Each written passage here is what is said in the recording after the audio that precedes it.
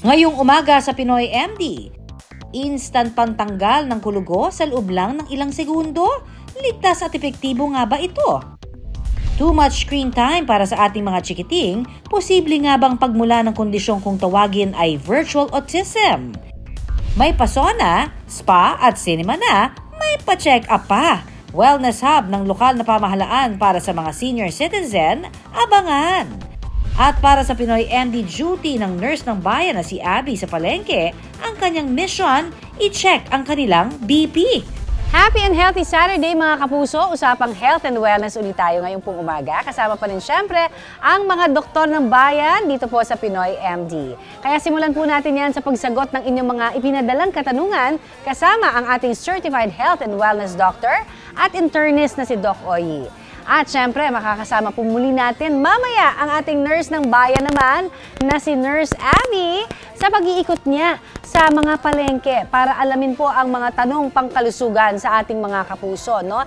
Na may mga health concerns. Sasagutin syempre yan ng ating doktor ng bayan. Kaya abangan po ang lahat ng yan dito pa rin sa Pinoy MD dahil basta usapang pangkalusugan, ito. Welcome back sa Pinoy MD. Welcome na rin ho natin ang ating Certified Wellness Doctor na si Doc Oyi Balburias. Para, eto na, sasagutin na po niya ang inyong mga pinadalang Facebook questions. Good morning sa iyo, Doc. Good morning, Connie, at good morning po sa ating mga kapuso na nakatutok sa atin ngayong umaga. Question number 1, Doc. Eto na ang unang tanongan natin. Normal ba daw sa isang stroke survivor ang madalas na pamamanhid ng binti at braso? Ang tanong mula naman kay Nicolas Dice Valera. Nicolas, kasama yan. Yung nararamdaman mo ay maaaring manifestasyon ng tinatawag nating neuropathy or yung pwede rin yung manifestasyon ng tinatawag nating contracture, no? Which happens pagka ikaw ay nag-suffer nga ng stroke. No? So kaya napaka-importante na ma-provide natin sa ating utak ang isa sa pinakakailangan niya, which is stimulation. Kaya nga, very crucial yung timing ng rehabilitation and therapy or physical therapy na pinoprovide immediately after mo ma-stroke, lalo na pag stable na ang stroke mo. Para maibalik natin as much as possible yung functionality ng bahagi ng katawan mo na naapektuhan ng stroke upang manumbalik yung connection niya sa ating utak o yung tinatawag nating neuromuscular integration or connection. And for next question, tanong naman ni Randy B, masama raw ba, Doc, ang pagkain ng prutas sa umaga nang wala pang laman ng tiyan? Well, depende kung anong prutas ang kakainin mo, no? Siguro kung lalo na kung ikaw may condition ka ng hyperacidity, tapos kakain ka pa ng acidic na mga prutas, definitely makakaramdam ka ng sintomas, no? Pero maganda ang first meal natin sa umaga, Randy, lalo na kung ikaw ay may problema sa metabolismo ng asukal, no? Is protina ang ating kakainin muna. Kasi kung sisimulan mo, lalo na kung mataas yung high glycemic fruits yung kakainin mo, buong araw na maghahabol yung katawan mo dun sa antas ng asukal na makakaapekto sa energy level mo or sa energy level mo or especially sa stamina mo, no? So maganda kung simulan natin sa protina, pero okay din naman kung balance yung almusal na kakainin mo or first meal of the day, no? So merong protina, merong complex carbohydrates tulad ng prutas, no? Pero wag lang siguro prutas. Mas maganda kung simulan din natin na may kasamang protina. Thanks so much, Doc Oyi. Pero hindi pa tayo tapos sa pagsagot niya ng inyong mga katanungan. Antabayanan, baka tanong nyo na po sa ating Facebook page ang susunod niyang mabasa.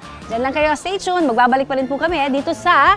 And we're back dito pa rin po sa Pinoy MD. Makakasama pa rin po natin si Doc Oyi para sagutin ang inyong mga ipinadalang Facebook questions. Eto na, for our next question, Doc. Nakakaapekto raw ba sa lungs ng bata ang madalas na paglalagi sa isang gas station? Ang tanong mula kay Aerojarm Opwa Mamul. Aero, oo naman, no? Kasi ang gasolina ay nag-e-emit ito ng maraming bagay, no, or compounds na nakakaapekto sa ating respiratory tract, lalo na sa isang bata, no. Meron itong nitric oxide, meron yang carbon monoxide, no, marami yang mga volatile organic compounds na maaaring makasama, lalo na pag nalalanghap niya itong mga bagay na ito at makakapasok doon sa kanyang sistema, lalo na sa kanyang respiratory system, no. So delikado 'yon, lalo na kung matagal at madalas at palagian siyang nabababad o na-expose sa emission ng gasolina. Eto naman, Doc, ano raw ba ang mainam na diet at treatment para sa isang taong mayroong heart enlargement? Ang tanong mula naman kay Jocelyn Sia. Ang paglaki ng puso mo ay indikasyon na maaari itong naapektuhan ng mataas na presyon. Kasi ang ating puso ay isang bomba at ito ay isang muscle na pagka na-expose ng madalas sa mataas na presyon sa ating blood vessel, ito ay may stretch. At ang problema dito, pag na-stretch yung cardiac muscles ng ating puso, maglilid ito para magkaroon ka ng failure symptoms. Kaya mahalaga talaga na pababain natin ang blood pressure mo. So, ang mga pagkain at sustansya na kailangan ng blood vessel natin ay naglalaman, of course, isa yung binanggit ko kanina, yung fatty acids or fish oil, vitamin C, quercetin, zinc, at merong mga protina na importante din para sa ating kalusugan ng ating blood vessel. Ito ang arginine, so galingan sa mga animal sources of protein. Isa pa na maganda rin, na maganda para sa ating blood vessel, makakatulong na malaki sa katulad mo ay ang pag-inom ng green tea. Alam mo, ang green tea ay meron itong phytonutrients na tinatawag na epico-galactocatechin, na talagang proven na makakatulong para palusugin at ibalik ang sigla ng ating blood vessel. Thank you, Doc Oyi, sa pagsagot sa mga katanungan ng ating mga kapuso. Ipadala niyo lamang po ang inyong question sa aming Facebook page at baka questions niyo na ang mga masasagot natin next week. Samantala, magbabalik pa rin po kami dito sa Pinoy.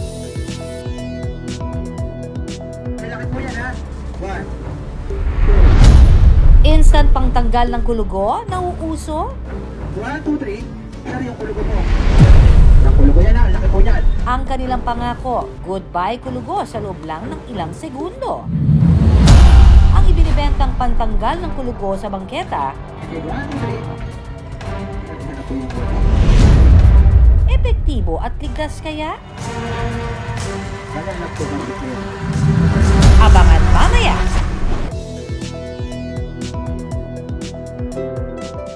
Ang ating mga chikiting, natural daw na clingy at laging nakakunyapit kay mommy and daddy.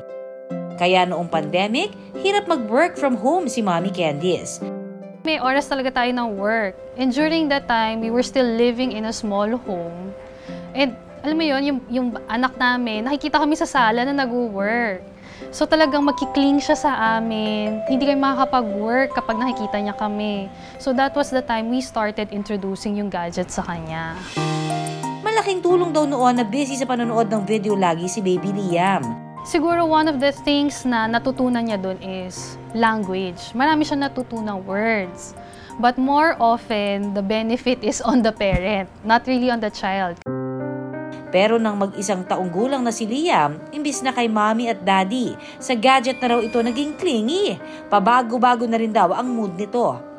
Talagang hihingin niya yung gadget niya. Parang hindi niya kayang mag-survive the whole morning na wala yung gadget niya. And every single minute, siguro every 30 minutes, every 15 minutes, tatanong niya ako, Mommy, can I watch TV? Can I play my game? Talagang ganun. Paulit-ulit siya na yun lang yung hinahanap niya. Ayon kay Dr. Leslie May Favenier Dumagas, isang pediatrician, senyales ng gadget addiction ang pagiging mainitin ng ulo. Maraming mga bata ngayon na nagkakaroon talaga ng mga symptoms, symptom like ASD, or autism spectrum disorder, only because of prolonged gadget use. Ang ilan sa mga mayroon nito, kinakikitaan din ang speech delay o problema sa pananalita. Too much exposure to TV, kung nanonood sila parate, gustong-gusto nila natin na manood sila ng mga programs, na maski pambata, minsan, yung mga nandoon, hindi naiintindihan nila, hindi nila nakikita yung mouth na gumagalaw, or at the same time, hindi rin clear sila magsalita. Hindi rin nila maintindihan at hindi rin nila ma-absorb yung tamang pronunciation. Maaari ding nakararanas sila ng ADHD o Attention Deficit Hyperactivity Disorder. Yung iba, pag tinawag mo, hindi na rin sila respond ng maayos sa atin. With autism, hindi. Parang wala silang kakilala. Si Liam kasi, very malikot siya. hindi siya uupo. During lunchtime or dinner time, hyper siya, so takbo siya na takbo. For you to be able to make him sit down, kailangan niya ng gadget. Mommies, you consult the right doctor, consult the developmental pediatrician para ma-reassess natin kung saan at ano ang kailangan natin na i-address. Pero payo ni Doc, hindi pa naman daw huli ang lahat. Mas maganda pa rin na makipaglaro tayo sa kanila, makipag-usap tayo sa kanila, ni-expose natin sila sa outside world, no? Pwede natin silang turuan, bigyan natin ng mga laro na mga appropriate for age. Kaya naman si Mommy Candice, sinusubukan ang Montessori approach o yung pagiging hands-on ni Mommy o ni Daddy. Ako talaga yung nag-hands-on na magturo sa kanya up until ngayon na 3 years old na siya. You have to start thinking about kung anong future yung gusto nyo sa anak ninyo. Experiential yan, no? For example, you teach your child, no, how to cook. Yung mga simple recipe lang ang mga ginagamit nila. So, gardening, mga outdoor activities. Ayon sa mga eksperto, posible raw abuti ng 3 linggo bago masanay ang bata sa bagong routine.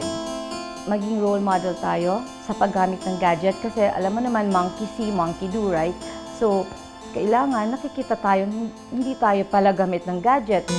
At ang gadgets, hindi naman daw lubusang makasasama, basta kailangan lang ng proper regulation. Bigyan natin sila ng clear na instructions. Give them a time, no, where to put the gadget also para alam nila kung saan sila lulugar, no? And then we have to be firm, no, with all our instructions para sundin nila. The only time he can have his gadgets is we go down and see him, tsaka lang namin i-hand over sa kanyang gadget niya. So usually that's around 12 noon. After noon, nap time na niya. Once he goes dun sa room niya, wala na, no gadgets na kami. Gadgets para kay Bagets? No problem, basta ang mahalaga, limitado ito at hindi nakakahadlang sa pakikisalamuhan niya sa iba.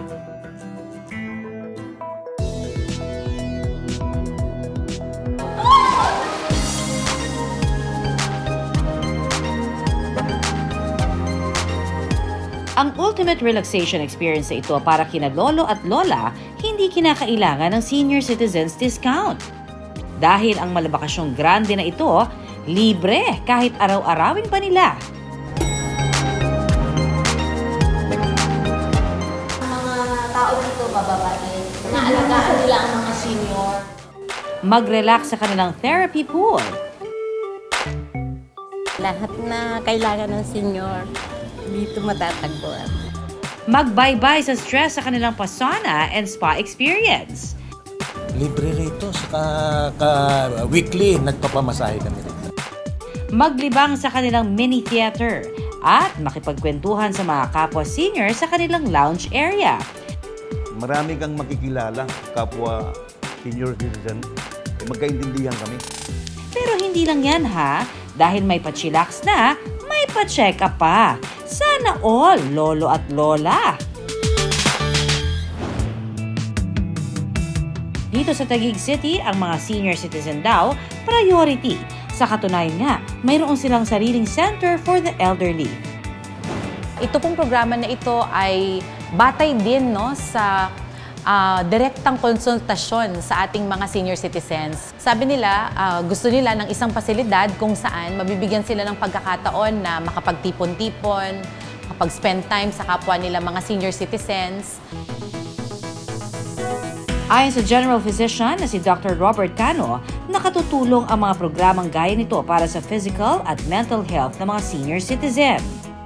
As nag-age po yung mga senior citizens natin, na-experience po nila usually yung mga social isolation, depression, physical limitations po. Kaya important po na meron po silang wellness na mapupuntahan po ng mga senior citizens po natin para ma-address po yung mga issues po na usually na-encounter nila pag tumatanda po. Isa raw sa susi para maging happy therapy dahil unang-unang sasalubong sa inyo ang kanilang therapy pool. Ito raw ang binabalik-balikan ng 69-year-old na si Nanay Welina. Everyday kasi yung iba nga namamasay para lang makapunta rito. Ako pa kaya nandyan na lang. Sa tuwing magbababad daw sa pool si Nanay Welina, gumagaan daw ang pakiramdam niya. Nare-regulate yung blood flow mo. Siyempre, yung tubig, maligamgam. So gusto ko ma-relax naman. Kahit paminsan-minsan man lang. Dito. Malaking tulong talaga sa amin to, sa mga senior. Meron po siyang mga pressure and yung tubig rin po doon is mainit para nakakatulong po siya sa circulation po ng katawan po ng ating mga senior citizens. Nakaka-relax din po siya ng mga muscles para mas ma-facilitate po yung, since limited na po yung physical capabilities po nila. Para naman sa mga gustong patibayin ang kanilang mga buto-buto, sali na sa kanilang Zumba class. Age is just a number, ika nga. Dahil pati nga ang Zumba instructor nila, kapwa nila senior na edad 72 na. 1 week po ako, everyday ako nagtuturo. Tapos, pag ako'y nagsasayaw po, ang feeling ko, bata ako. At saka, nakikita ko silang naka-smile, masaya ako talaga. Hindi ako napapagod. Can also try to, gumawa ng mga movements, exercises on place para na exercising po yung mga joints natin. Pero paalala lamang ni Doc sa kanilang edad, mahalagang pakiramdaman pa rin ang katawan bago mag-exercise. Ang pinaka-ideal pa rin po is at least 20 minutes po ng moderate exercise, mild to moderate exercises po sa ating mga senior citizens.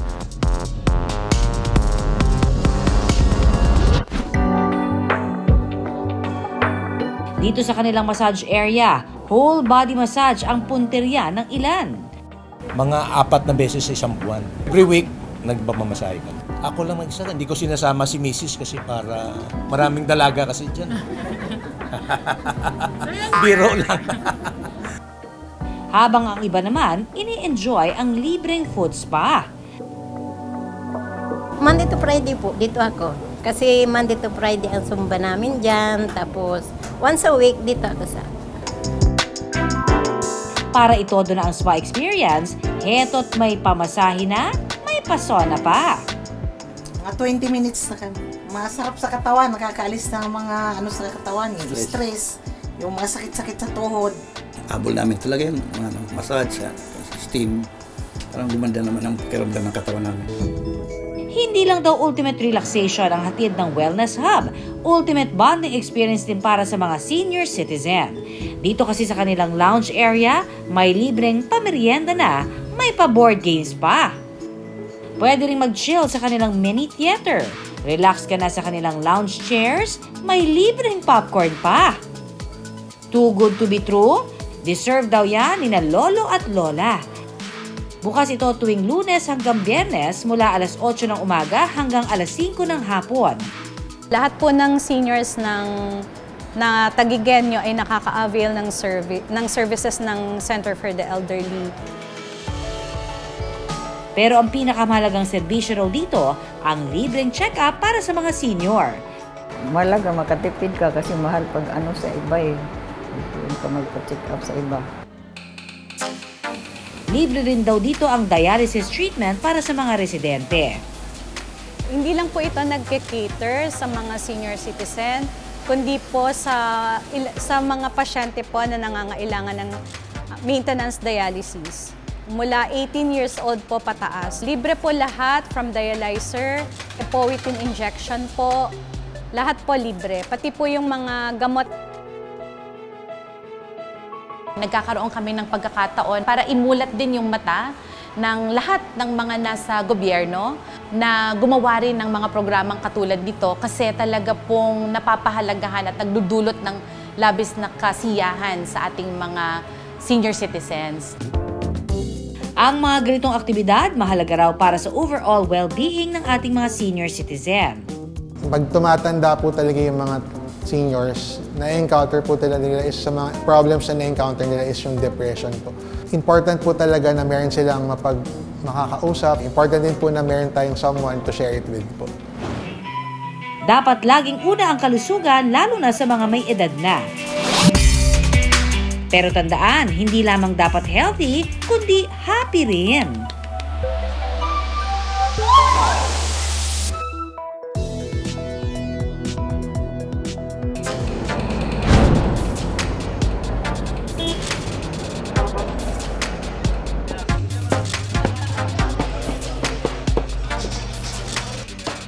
Araw-araw ka bang nabubugnot sa trabahong nakakapagod?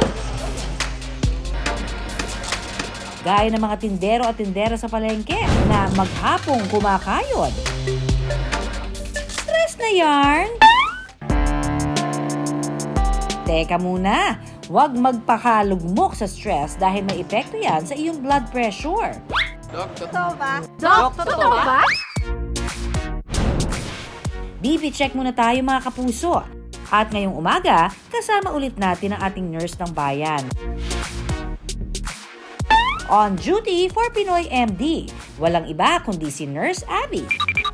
Good morning ulit mga ka-PMD! This is your nurse ng bayan, Nurse Abby, always on duty! Nandito na naman tayo ngayon sa Commonwealth Market kung saan kakumustahin natin ang mga blood pressure or presyon ng ating mga minamahal na kapuso. Alam niyo ba mga ka-PMD na ang normal blood pressure ay 120/80 ayon ito sa Philippine Heart Association. Pero pag ito'y lumagpas at umabot ng 140/90, maaring meron ka ng hypertension or mataas na presyon. Kaya naman, mag-ingat-ingat at laging mag-monitor ng BP mga kapuso.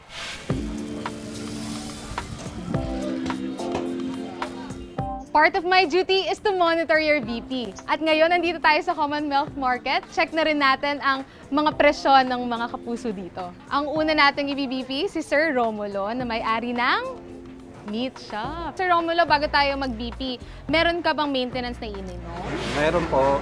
Oo, anong maintenance mo? Para sa blood. Ininom mo ba ngayon? Ininom na po. Ano, hypertensive ka talaga? So. Lahi. Pero nag-BP ka naman sa bahay? Meron po. May pang BP. Okay, sige. So anong normal mong BP? 120/20. Well, 120. Sure tayo dyan. O, sige, makikita natin yan, ha?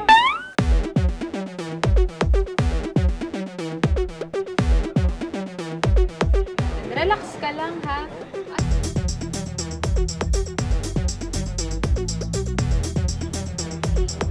Medyo elevated lang ngayon, no?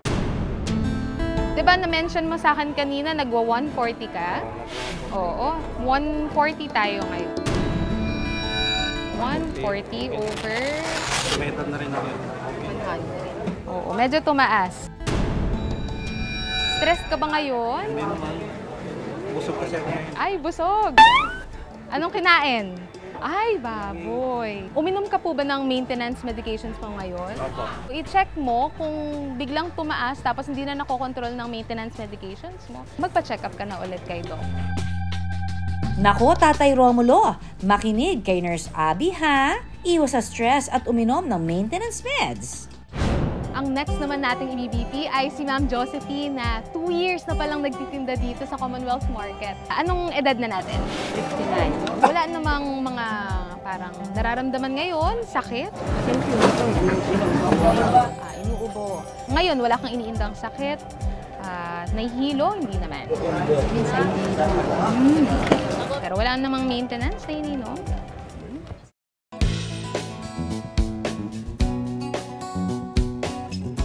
Normal naman tayo, ma'am, no? Ang nakuha natin, 100/60. So, maganda yun. Continue lang natin. Pero meron bang times na mas mababa sa 100/60? July ata, nagpa-BP ako. 90/60. Ganyan. Ano yung nararamdaman mo, no? Nahihilo ako. Magandang mababa yung yung presyon mo ngayon, pero wag naman natin mas papababain doon, ha? Kain pa rin tayo ng healthy diet, ma'am, at ibawi natin sa gulay at mag-meat ka naman, ma'am. Kapag bumaba ang BP sa 90/60, pwede nang magka-hypotension ang isang tao. Ilan sa mga sintomas nito ay ang pagsakit ng ulo, pagkahilo, panghihina at nausea. Kaya Nanay Josephine, sundin si Nurse Abby. Siguraduhin may healthy diet at sapat na pahinga para iwas hypotension. Ang next naman nating nakilala dito sa palengke ay si Ma'am Marilu na nagbebenta ng fries, hotdog, mga frozen goods. May history ba tayo ng hypertension, diabetes, high blood? Nagme-maintenance ka ba, ma'am? Oo, nagme-maintenance ako dati. Dati? Oo, dati. Ngayon hindi na. Naku po, mukhang kailangan mo talagang i-monitor ang kanyang BP, Nurse Abby. 150/100. So, medyo mataas talaga siya. Kailan ka last nagpa-check up? Last month, punta kong center. Ganun ang BP sa akin, 120/80. Ngayon, stress ka, pagod? Ngayon, wala kang tulog? Ayun, wala kang tulog, na stress ka ka. So, maganda ma'am siguro, balik ka kayo. Tapos, check mo kung yun pa rin yung ipe-prescribe nyo sa'yo. 2 out of 3 sa mga na-BP ni Nurse Abby, elevated o mataas ang presyon. Kaya ang tanong, bakit nga ba tumataas ang blood pressure? Stress, tapos mga problema. Minsan naman sa init ng panahon.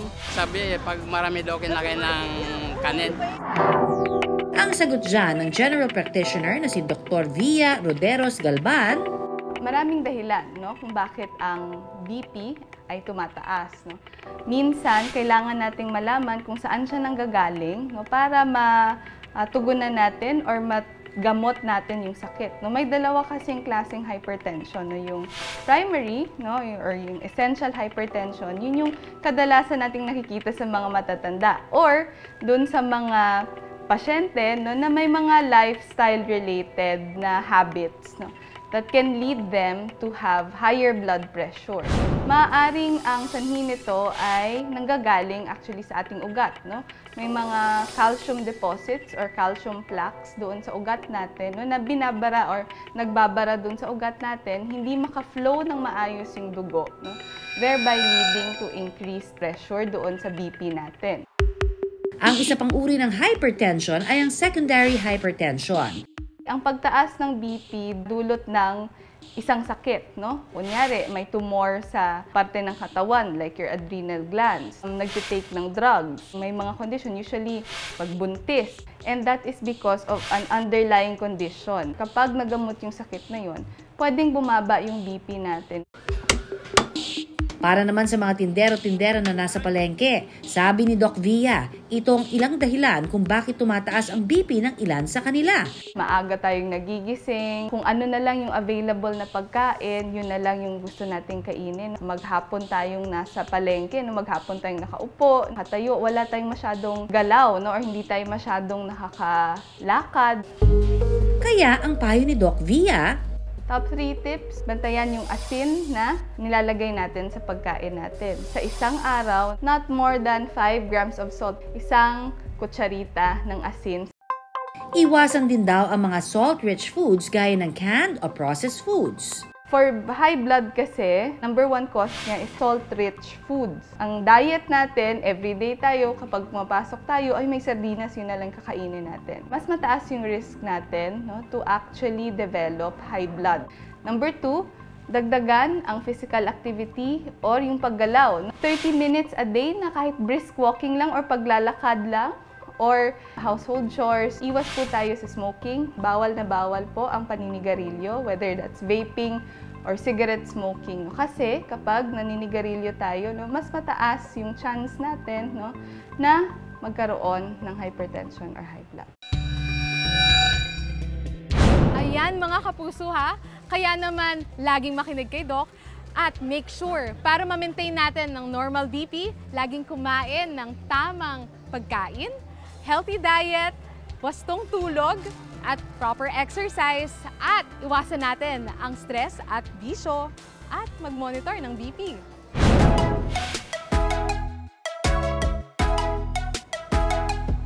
Mga ka-PMD, basta't mga katanungan at serbisyong pangkalusugan, sagot namin yan!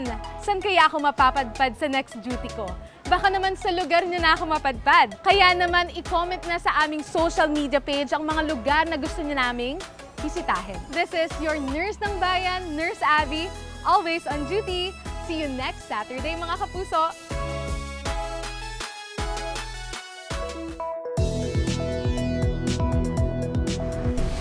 Isa, dalawa, tatlo. Mga kulugong sumulpot na parang kabuti. Sa sobrang dami nga, para na raw mga cauliflower na nagsusulputan sa iba't ibang bahagi ng katawan. Kaya mga kapuso, ano ang gagawin mo kapag tinubuan ka ng kulugo? Sa doktor, papatingin ko. Pinasok ko lang po ng sigarilyo. Sakali naman po magkakulugo ako, sigurado po ako na pagpapacheck up ako. Mas maganda na magpa-check up. Kung kadalasan ng ginagawa, yung parang tinatalian na siya ng mahigpit, yun, talagang higpitan mo, natatanggal na lang ka bigla.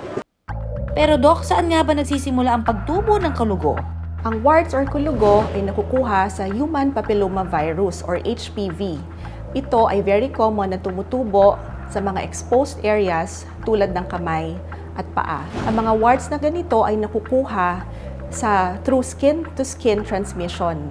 So, maaari natin makuha ito pag tayo ay humihiram ng mga gloves, guantes, or mga sapatos na ginamit ng isang tao na infected ng virus na ito. Hassle nga raw magkakulugo, lalo pat paniwala ng iba ang mga kulugo nanganganak. Doc, totoo ba? Ang kulugo po ay caused by virus. Kadalasan ito ay nag-uumpisa na maliit lamang na butlig na dahan-dahan lumalaki or dumadami. Ang characteristic ng kulugo, meron siyang verrucous surface na pag lumaki pa, nagmumukhang parang cauliflower.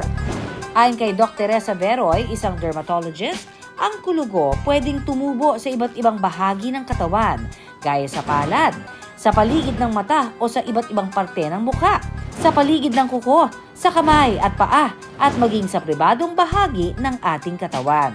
Tingnan niyo po sa loob ng kulak and then ang ating mga kapuso, kanya-kanyang diskarte kapag nagkakakulugo. Pero ito raw nauuso, pahid-pahid lang, maaalis na ang kulugo. Gaano katotoo? Ito yung kulugo. Sa video ito, makikitang gamit ang bulak, may ipinahid na solution sa kulugo. At maya-maya lang, nawala na raw ang kulugo sa loob lang ng ilang segundo. Napakasimple po ng once. Yun po paglalagay ng mga langis o solution na ina-apply sa kulugo tapos biglang hinahatak. Para po sa aming mga dermatologist, maaaring hindi po ito safe sa inyo. Unang-una, pwede po magkaroon ng inflammation, sugat, at pwede pong lumalim ito, magkaroon ng infection at scarring. Maaaring din po hindi tayo makasigurado na makukuha lahat ng kulugo at maaari pong after ilang weeks o months, babalik po ulit yung kulugo. Nako, ingat-ingat mga kapuso ha! Dahil imbis na mawala ang kulugo, posibleng magdulot pa ito ng peligro. Kung ito ay lalong dumadami, mas maganda po kung magpatingin na tayo sa ating doktor. Kasi may mga klase po ng viruses, lalo na yung human papillomavirus, na pwede pong mag-cause ng klase ng cancer. Ito po ay maaring pigilan or ma-prevent sa pamamagitan ng mga HPV vaccines. Ang iba kaya nating mga kapuso, ano ang diskarte kapag nagkakaroon ng kulugo? Ginagamot ko po yung kulugo gamit yung sigarilyo. Pinapasok ko po siya, tinatanggal ng aking kuko.